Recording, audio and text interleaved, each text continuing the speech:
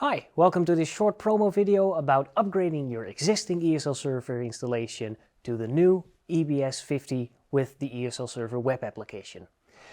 Now, the existing ESL Server as a Windows application may already be in use in your store.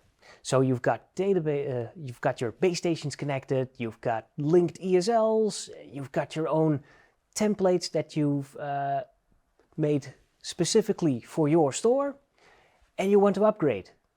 Well, that's a piece of cake.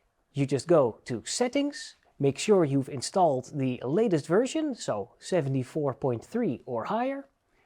You go to Export, you press the Export button, you save that zip file,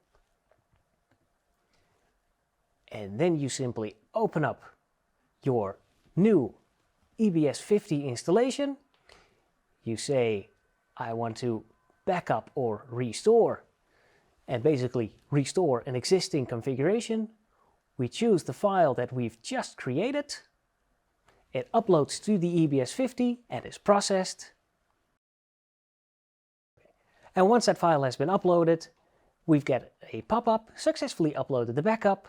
We can press OK, and now we can see that if we go to the Base Stations tab,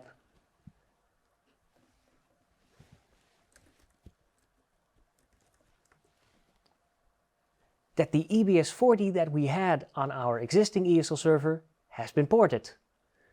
The links that we had in our database have all been ported. The templates that we made specifically for our system, well, they've been ported as well.